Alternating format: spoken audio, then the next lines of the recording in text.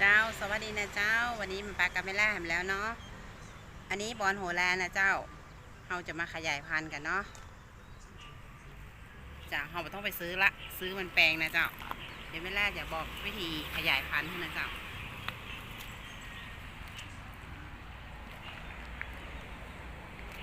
เราไปเริ่มทำกันเลยเนาะ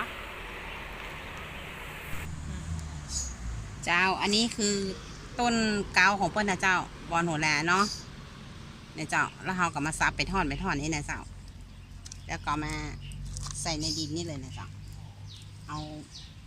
อย่างนี้นะเจ้า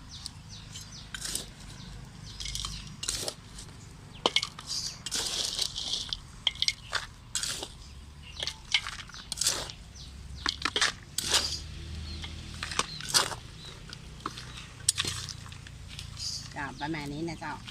แล้วก็รดน้ำเนาะช่วงนี้เอาเปิ้ลไว้ในห่มก่อนนะเจ้าถ้าเปิ้ลจะแตกยอดออกมานี่นะเจ้าแตกยอดออกมานี่แล้วเราก็ไปยกเอาไปไว้ข้างๆบ้านนะเจ้าต้นนี้เปิ้ลจะชอบอยู่ลำไรนะเจ้าเอาไปไว้ข้างๆบ้านเนาะที่มันห่มลำไรเจ้าหรือไม่ก็เอาไว้ที่ปืนแสลมนะเจ้าต้นนี้นะเจ้าเดี๋ยวเราไปดูที่เวลาเพาะชำไว้นะเจ้าอันนี้ที่ไม่ล่าชาวไว้นะเจ้าเนี่ยเจ้าเพื่อจะเริ่มแตกยอดออกมานะเจ้า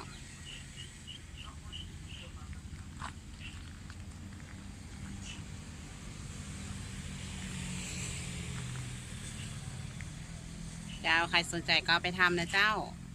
เอาไปขยายคนเดียวเนาะ